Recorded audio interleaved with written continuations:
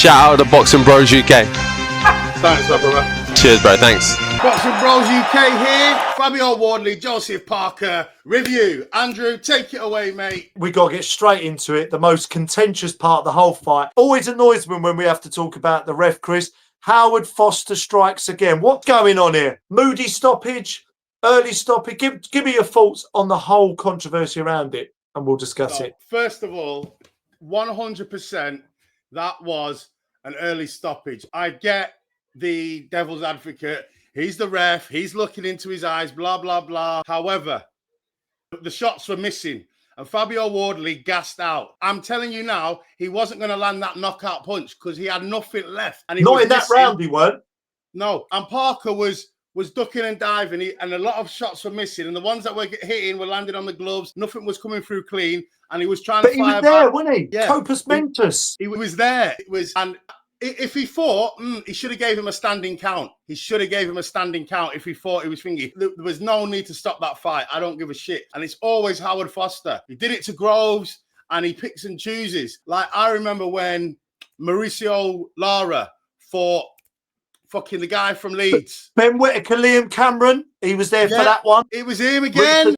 Recently. But Mauricio Lara against Josh Warrington, right? Yeah, Josh Warrington. I remember. Absolutely getting his head caved in. Did he stop it? No, he didn't. Why? That fight should have been stopped because Josh Warrington was fucked up in a bad way. I don't want to say. That. I've got a theory, Chris, but I don't want to say because it's highly controversial. You know, I don't want to say it because it's too... I don't feel comfortable saying it, but you know where I'm going, mate. Yeah, everyone knows what we're thinking. That was not right. If you can let Josh Warrington take a pummeling for a non-world title fight, but you want to stop George Groves or you want to stop Joseph Parker, what have been waiting for his whole life, and he was fine. There was no need to stop that fight. There was one round left. He was up on the cards. Absolute bollocks. And I picked Wardley to win. And I still... He did. He did. I picked Wardley to win. I picked Wardley to win. Chris, it was just as well I hedged my bets, mate, wasn't it? I doubled down on Parker, 7-12, and then I thought, oh, hang on, I'm going to lose money here. I'm going to get bumped. So I put a fiver on Wardley, so I still made £3 profit. I still came out of it on top because it was the most contentious issue, right? I slowed it down again today because I'm sad like this, right? You can break it down further, but Parker tried. He's clearly exhausted. He's tucking up, trying to move his head. He's not fight. He tries to fire back a bit. He's exhausted. He needs to get to the bell. That's what he's looking for. He's trying to get to the bell. He then comes back on the ropes. Wardley throws an uppercut, misses, glances past, throws wings in a very tired-looking left hook, wild left hook, catches him a bit, then follows in with a straight right, completely misses. Foster comes in, waves it off. No. It's wrong. He missed two out of the last three shots he threw. He missed two, and he called it off. I believe that Wardley still would have won the fight because had Wardley had a second wind at a minute, his fitness is incredible. He would have had 1 minute, and he would have gone out, and he would have gone after Parker, and Parker just couldn't handle it. I do think he still would have won, but Parker deserved the chance to try and navigate through that last round. And this is what I wanted to say to Chris, the last point from me on this. And a few people have said this, Carl Frott, so I'm kind of borrowing a bit, but I agree with them, so I want to bring this up. Parker and Wardley, and I'm sick of this keep happening, especially if it's a really great heavyweight, one of the best heavyweight fights I've seen for a long time, by the way. Really enjoyed it. I was on my toes. I was screaming, shouting. I was going mad, back and forth. Howard Foster has denied Parker and Wardley of a concisive, definitive finish. That's what pisses me off. I understand the safety concerns. I understand that's what he's seen in the ring as an experienced ref, but he's panicking too much for me, Foster. I don't know what's going on with him. You know, I hope he don't let it. I mean, does he stop halfway through sex? You know, like when his wife says to stop. You know, does he just jumps into it? No, that's enough. That's enough of that. One more thing I want to say about Howard Foster. Yeah. Because this fight could have been over in round 2, yeah? These are the rules of boxing. If you're a referee, you need to know the fucking rules. I don't know what's this guy is such a shit referee, right? No, round 2, yeah? Joseph Parker, he was hurt and he spat his gum shield out, yeah? He did it on purpose. It's an old move. But you're only supposed to stop the action if there's a lull in the action. If there's nothing going on, you can stop it. Wardley was fucking pummeling him. He was about to knock Parker out. and he stopped it. You're not supposed to do that. You're supposed to wait till it calms down. If they're hugging or there's nothing going on, then you stop it and let him put his... You don't just say, stop the fight while Wardley's fucking smashing him in, about to stop it. And also, why in the Usyk Fury first fight, where you've got the inconsistency of the sport is pissing me off, because you've got Fury, the ropes keeping him up, completely gone. His eyes are gone. He's completely gone. How he stand up, I don't know. Gets the standing 8 count, right? And then you've got in this situation, Parker, who's still kind of with it a lot more than Fury was, and doesn't get one. There's no continuity. See, the Fury thing, I believe that was a great call by the ref, because if the ropes hold you up, you get a standing count because you should have been on the floor. That's the rules, and the referee followed the rules. Howard Foster is just making up his own rules. There was no lull in the action, so he shouldn't have let Parker put his gum shield back in. Bollocks. He made a bad call there. And another thing, David Higgins, Spencer Brown, love them guys. He gave us interviews. You guys dropped the ball. Why the fuck didn't your man have a neutral referee? Why was he having an English referee? I know we love Parker in England,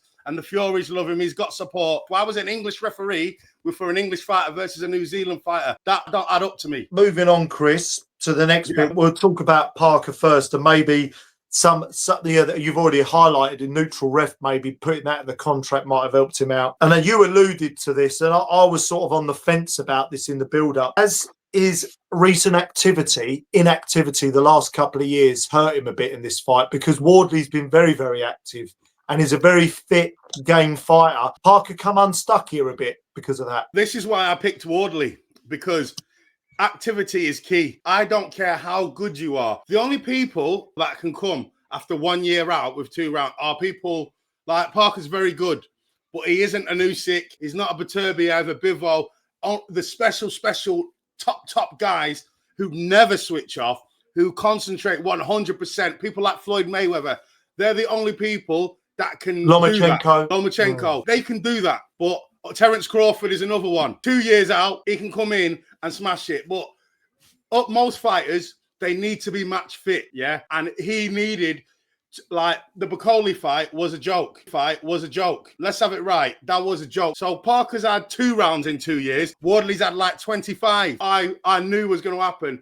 That everyone was going on about the Hooney fight, a bad performance. Did you see the improvements in Wardley? What he'd learned from the Hooney fight? We'll come to that, Chris. We'll come to that. That's one of the points. I just wanted to come in because I think clearly there was a little bit of ring rust in there, and I think those rounds against Hooney and Fraser Clark in the first fight. Next point of contention for Parker was coming in at 262. I know G-Man was not sure on the weight at all. How much of a factor was the weight, Chris, in your opinion? I don't really think it was a factor. You can't say it was the weight. It was winning the fight. I don't know why people are going on about this weight. Yeah, muscle's not very good to win fights. Had he not had the weight on, Parker's gas tank was good. He got hurt. The reason why the fight went the way it was is because Wardley fucking hits like a train, mate. And he got hurt in round 2. He fucking got concussed and he was fucking nearly out of there in round 2. That's why it went the way. It's got nothing to do, in my opinion. The weight had got nothing to do with his stamina. He showed a great engine, great stamina. The weight helped him hit harder and try and keep Wardley a bit honest. The reason why it went the way it was is because fucking Wardley's fucking hurt him in round 2 and he had to get himself together and back in the fight. Yeah, I guess I can't say this with any conviction because I need to watch it back again. But if I'm playing devil's advocate, I think his feet slowed down a little bit, Parker. I do think he slowed down a little bit. I think there's a possibility maybe it affected his stamina speed a bit, but I don't think it would have been a defining factor in why he would have lost the fight. I had to bring it up because it's a talking point. But because the weight he's put on, he's had a chance to acclimatise to it. You know, the weight helped him hit harder. I think G-Man was making the point that, he's a 230, 240 fighter. What we have to take into account is, right, he's 33. He's grown into his body more. He's not necessarily, you're going to, if anything, you're going to go up in weight a little bit anyway. You might find Wardley will probably put on another 10 pounds in the next 3 to 4 years, perhaps. So, I don't know where I stand on it, but I wanted to bring it up, Chris. And then one more point I want to make about that, with Oh, his feet slowed down. Did you see the body work that Wardley was doing? He doesn't go to the body. Did you see them body shots from a guy that fucking hits that hard? Single, in, money in the bank to the body. That slows your feet down. There's nothing to do with, oh, he's put extra pounds on. Because Wardley, from round one, he was, even though he was losing the rounds, he was fucking hurting him to the body. And when you get hurt to the body, it takes your feet away in the later rounds. So for everyone going, oh, he put too much. No, that was the right strategy. The weight gave him the power. His stamina was great. Wardley hits hard and he was going to the body. And that's why his feet were slow. As simple as that. As people just not giving Wardley enough credit. You've got to bring up these points, haven't we, to discuss? I mean, look, it's easy to go, oh, well, if he'd have come in at 245.50, it might. We don't really know. Moving on, this is before we go on to Wardley. Look, generally a good performance from Park. Quickly say before this, I thought, you know, he was dominating a lot of the rounds, Park. I think he was the overall kind of better boxer, more solid all-round fighter. We'll get on to Wardley in a minute. You know, it wasn't a bad performance by Parker by any means. He had some real moments in there. And although Wardley said he wasn't hurt at all in the fight, I think Parker did kind of rock him a couple of times. But coming on to point number 4, Parker's always humble and magnanimous in defeat, isn't he? Never makes any excuses. And that's a real man. You've got to give him credit for that, because I'd have been livid, Chris, to be honest with you. Yeah. I would have headbutted Howard Foster. You fucking got you. Always you. And he reacted straight away, didn't he, Parker? He looked right at you, could tell. I don't think it was fair. He did. I believe Wardley would have come out and fucking knocked him out in round 12. I 100% believe that. But because he would have had a minute's rest and he would have had a good G up, a good, like, you know, this is your life. Everything you've got now, last round, you need to knock him out from Ben Davidson.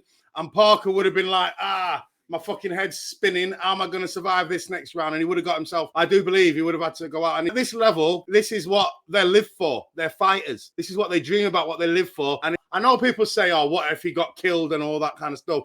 But no one wants him to get seriously hurt. But in the moment, it's his choice. If that was the case, why didn't Andy Lee throw the towel in if it was that bad? He's his trainer. Yeah. It's not our decision. He was distraught as well. Andy Lee was distraught as well, which shows you the relationship they have together. I know I was talking to you about this. I was watching Andy Lee on one of the highlight bits, and you can see he's screaming at him, and then when the ref stops it, he's just got his head in his hands. So that tells you. But yeah, Parker humble in defeat. He would have had very good reason in any of the post-fight interviews and press conferences to have been demanding a rematch and being quite upset about it, and he didn't. And I give him respect for that, because that would have been so easy to get in your feelings about all that, and he didn't. He's that testament to the man. Joseph Parker is a boxing legend, and that is a real man there. Like Tyson Fury should take some notes from him. Wilder.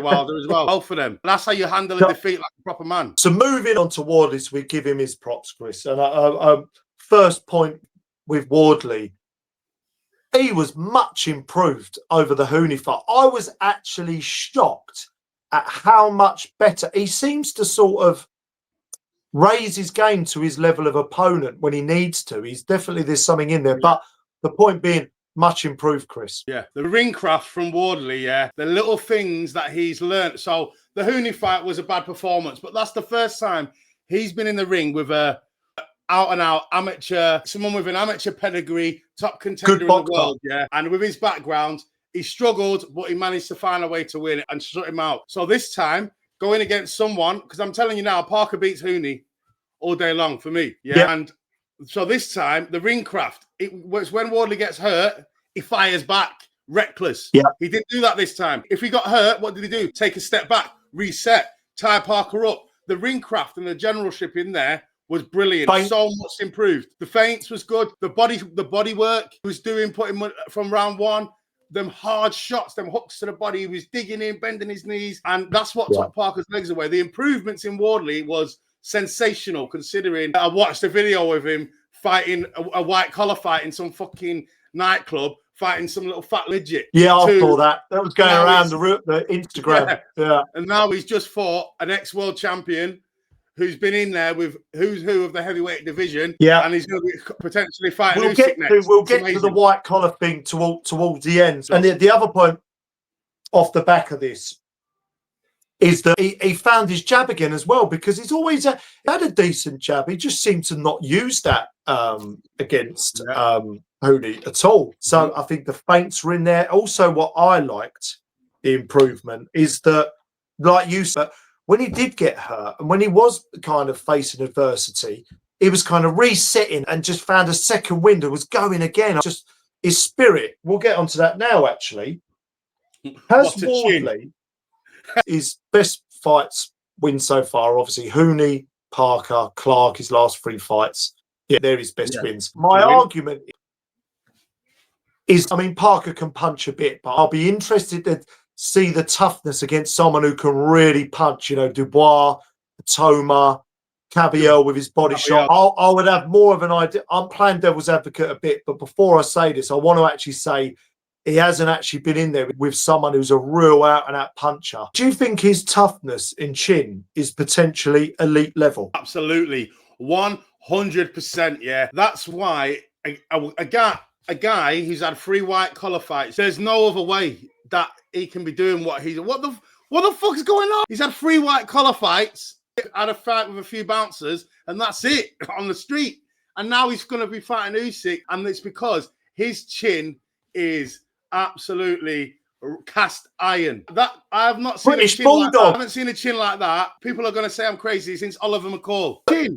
I think, yeah. David Adelaide caught him. Fraser Clark caught him. And he just stands there like, all right. There was one point Parker hit him a few times. And I think this is another reason why Parker was losing, because Parker caught him flush right on the chin a few times. And he didn't even have any technique. He just stood there and just went at him. Do you see my argument, though, Chris?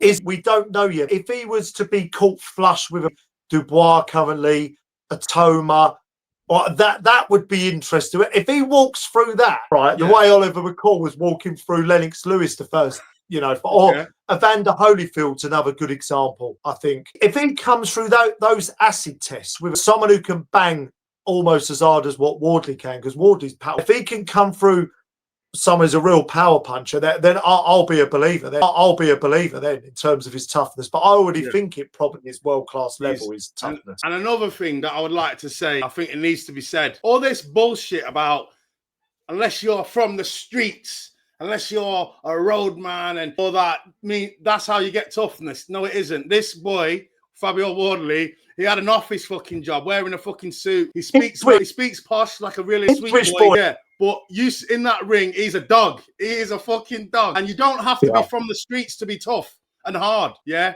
Because boxing's a sport. It's not fucking having a fight on the fucking... But he looks tough, doesn't he, as well? Like, he looks like a bulldog. I call him a British bulldog. Yeah, he's a tough motherfucker. He's a tough motherfucker. And you don't have to be from the streets and a bad man and all that and had a troubled past and all that shit to be tough. It's either in you or it isn't. That's it. Yeah. I just wanted to say that because people go on about, I'm from the streets, I'm hard. You can be hard and tough just because it's your mentality. Yeah, it doesn't always have to be Mike Tyson as a 14-year-old in Brooklyn. And I get it. So moving on, Wardley as a 240-pound man, the conditioning and fitness at that weight, you expect middleweights and super welters to have that.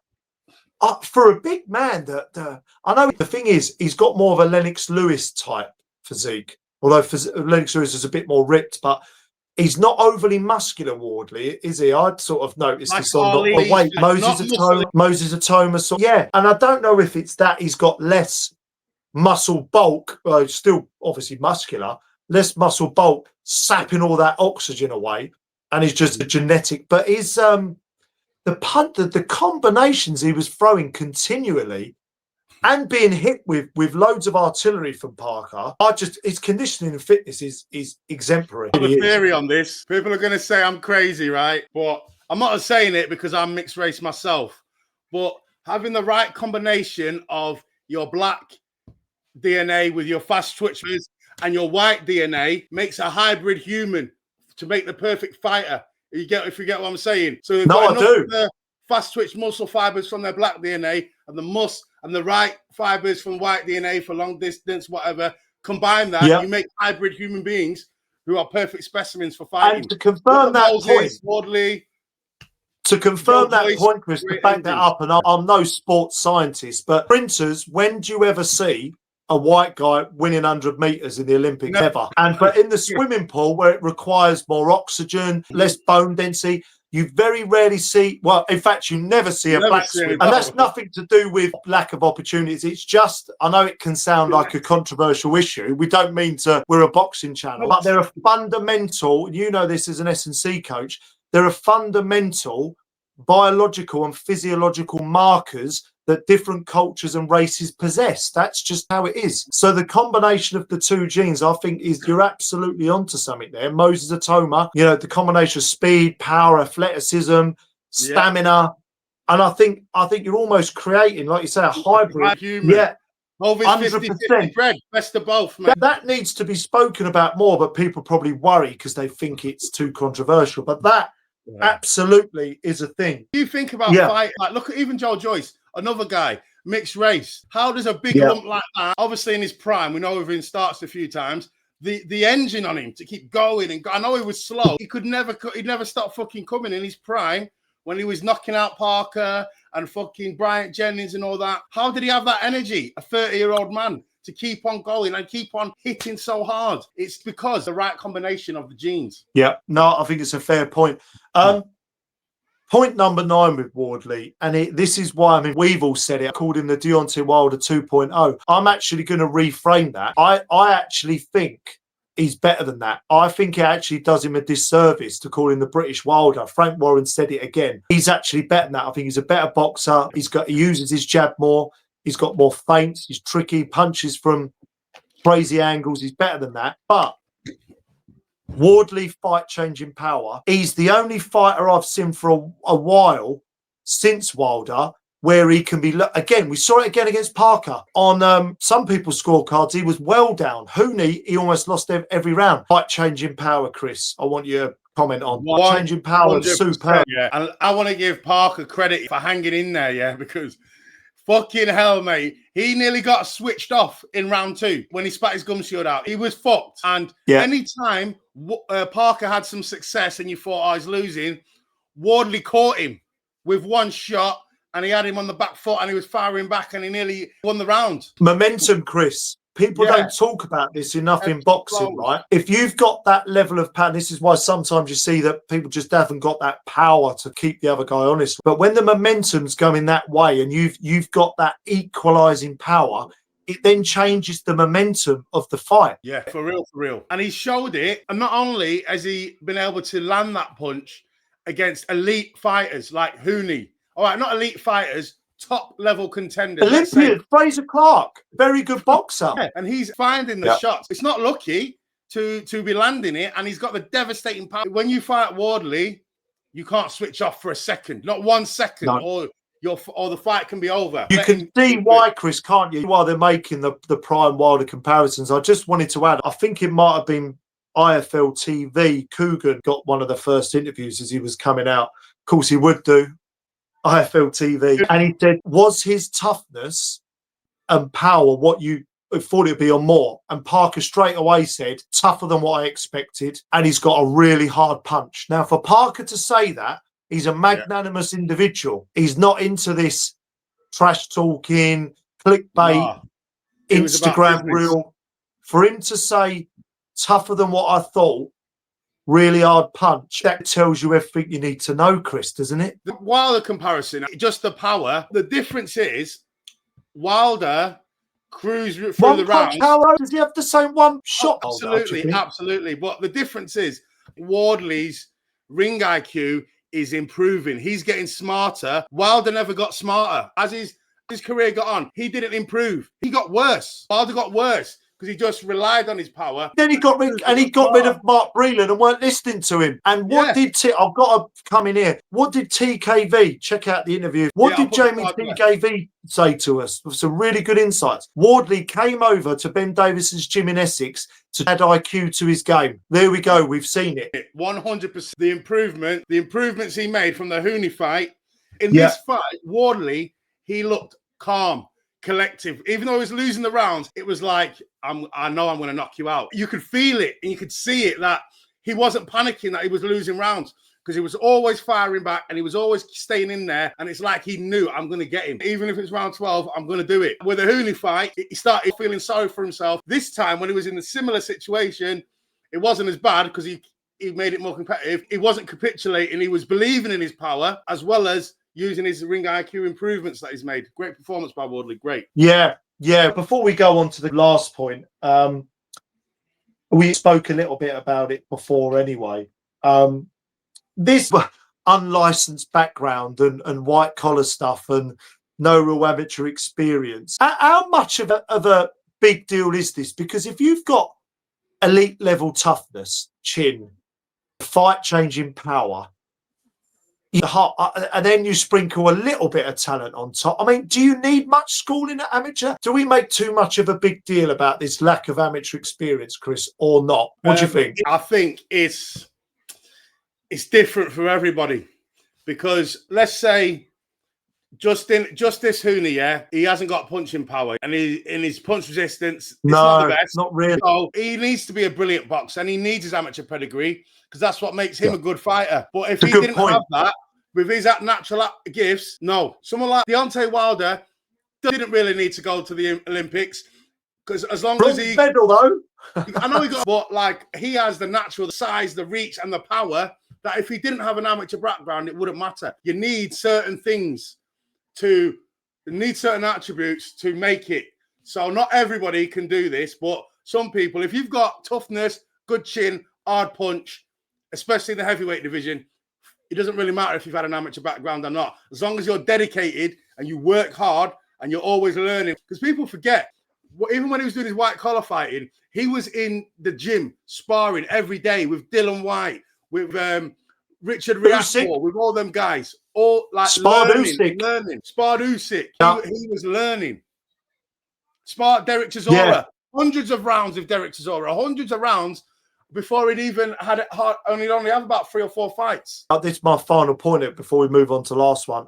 I think with Wardley, he's a wonderful example of a sportsman that can go really far with hard work, determination, natural toughness, naturally talented power, and a little bit of a boxing IQ sprinkled in. He's not on that kind of boxing level, but he's an example of how much you can achieve through sheer grit and natural toughness. And I think that's an example to kids, really. Because I remember Arsene Wenger saying, if you don't succeed in life, let it be because you're just not good enough, not because you haven't worked hard enough. And I think that's a really good point. It is. And it just goes to show kids, anyone out there, you can do anything. If you believe and you try and you put the hours in, practice makes perfect.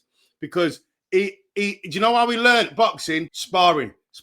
Not in the gym, weight training. He weren't doing S&C, sparring hundreds and hundreds of rounds with top level fighters all the time, every day. And if you ain't good enough, Chris, then at least you can sleep at night going, do you know what? I'm just not there. But if you go to sleep at night, when you put your head on that pillow and you haven't made it as a fighter or footballer, and it's like, oh, I was lazy, you only have yourself to blame. Yeah, exactly. Like, look at Tony Yoka. He's got with our friend Don Charles. We'll put the video there. Check out the interview. Talks about that. He admitted Don Charles trying to get into his head. He admitted it. The reason why all them shoddy performances, he's been partying, having a little whatever, not living the life. Not living the life. And it shows. Because he was a hot prospect. Well said. So, Chris, for final bit, should Wardley fight Parker in a rematch next or Usyk? And don't sit on the fence. Usyk. Oh, you didn't even think. Usyk. You should go for Usyk, mate. Straight away. Nice. Do you think there's any kind of argument for that Parker deserving that rematch at some point, or do you think just move on now for both? For me, if I'm Fabio Wardley's manager, it was a great performance, premature stoppage. Parker's got the ring rust. Don't try and rob the bank twice. You've got a great win on your resume. If Usyk decides that he doesn't want to fight you, you're elevated to world champion immediately. If he doesn't fight you next, there's no reason to fight Parker in a rematch, apart from if you want to be kind because he deserves it. But nice guys finish last. Who cares? If I'm Parker, yeah, hard done to. But if I'm Wardley's manager, forget Parker. There's no rematch clause. Fuck him. We're the mandatory now. We want Usyk next because if he loses to Usyk, nobody expects him to beat Usyk. So if he loses, it doesn't matter. If he manages to land on Usyk, I don't think he can. But if he does and he knocks Usyk out, wow. And if he loses, it doesn't matter because it's Usyk. But if he loses to Parker, forget Parker. Usyk, that's who you should fight next, 100%. I want to chuck it out there, right? What about, right, Cabiel's got a fight. He's booked out in Germany. What about Cabiel versus Usyk, Parker Wardley rematch on the chief support? That wouldn't be bad, would it? That would be good. A realm where that... I wouldn't do it because he's mandatory. He's got. Why do something that you don't need to do? He doesn't need to. He's the mandatory. I wanted now. to add some flavour to the chat because I just wanted to chuck a different angle out there. I don't really mind both, if I'm honest. Your argument or I would think it's great, but if you're talking about business fighting, if I'm Wardley, I'm taking Usyk. There's no rematch clause, is there? No. So I'm in the gym and I'm training and I'm preparing. Ben Davison and them boys, they're doing their video analysis on Usyk because I do believe Ben Davison, he sees something in Usyk, a way to defeat him because he said, I think AJ can beat Usyk. There's something that Ben Davison's seen. Everyone's saying I'm crazy. Because Usyk's getting quite old, injuries. If Wardley knocked out Usyk, I wouldn't be surprised. It's a very slim chance, but if it happened, I'm not surprised if that happened. I would concentrate all my energy on studying Usyk, training, sparring people like Usyk from now until the fight happens, if it does. Well, let us know in the comments, everyone. What would you like to see? Would you like to see what I suggested? Although I'm kind of okay with both. Or do you agree with Chris? Straight into the Usyk fight, ruthless, get on with it. Like and subscribe, guys. Help, I need somebody. Help, now just turn it back.